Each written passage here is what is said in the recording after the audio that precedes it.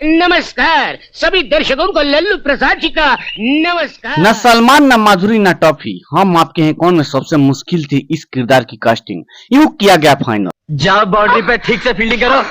हमेशा पिछले साल से तो फील्डिंग कर रही है प्रेम भैया की। साल 1994 की ब्लॉकबस्टर हिट फिल्म थी हम आपके हैं कौन, जो आज भी हर किसी की फेवरेट है। ढेर सारे किरदारों से सजी इस फिल्म की कास्टिंग यूं तो आसान थी, लेकिन एक किरदार को चुनने में मेकर्स को खूब पसीना बहाना पड़ा था। कमरें तोड़ दी।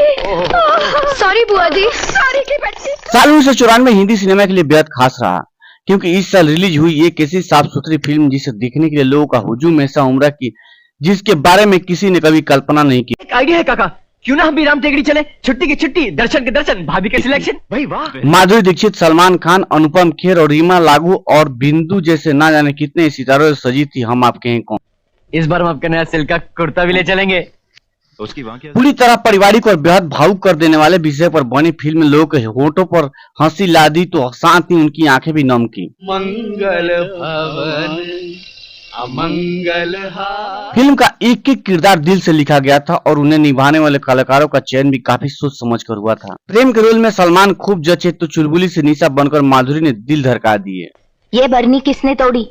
पूजा बेटे, जब रामचंद्र जी ने शिव जी का धनुष तोड़ा। वही फिल्म में दिखे टॉफी के तो क्या ही कहने, लेकिन क्या आप जानते हैं किस किरदार की कास्टिंग मेकर्स के लिए सबसे मुश्किल थी? जी नहीं, ना ही सलमान, ना माधुरी, ना ही टॉफी, बल्कि कोई और था जिसे चुनने में काफी मशक्कत करनी पड़ी थी। एक्सक्यूज मी, ये रामनारायण धर्मशाला ही है ना?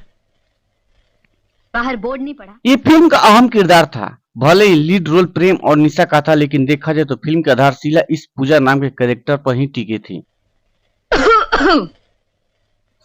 पूजा का रिश्ता, शादी, दोनों परिवार का मिलना, बच्चे का जन्म और फिर पूजा की मौत के बाद पैदा हुई परिस्थितियां, सब कुछ इसी पर टिका था। खड़े होइए। जी खड़े होइए। देखिए, आप लोग साल भर तो पढ़ाई जितना अहम ये किरदार था उतनी ही मुश्किल थी इसकी कास्टिंग, क्योंकि मेकर्स को कुछ ऐसा चाहिए था जो इस रोल के लिए परफेक्ट हो। साथ ही नए चेहरे की तलाश भी थी। लेकिन किस्मत देखिए, एक ही दिन में 3 लोगों ने सूरज बरजात्या को रेणुका सहाने का नाम सजेस्ट किया। ये देख निर्देशक भी हैरान रह गए कि लिहाजा उन्होंने रेणुका का स्टेज प्ले देखा और ऑडिशन के बाद उन्हें फाइनल कर दिया। ले तेरा इनाम। वही रेणुका को यह रोल एक और वजह से मिला और वो थी उनकी मुस्कान, जो इतनी मासूम और खूबसूरत थी कि इस रोल में काम कर गई। चॉकलेट खाती निशा जी? मेरा नाम मत लो। ये बात शायद ही कोई जानता होगा कि फिल्म में टॉफी के किरदार में 2 अलग अलग डॉग दिखे हैं जो चुपचाप बैठने वाले लेटने वाले सीन है। वो एक डॉग ने किया और चलने वाले फिरने वाले भागने वाले सीन दूसरे डॉग ने। आप हमसे बात कीजिए। आपसे क्या बात करें? क्यों? निशा जी, मेरा नाम मत लो।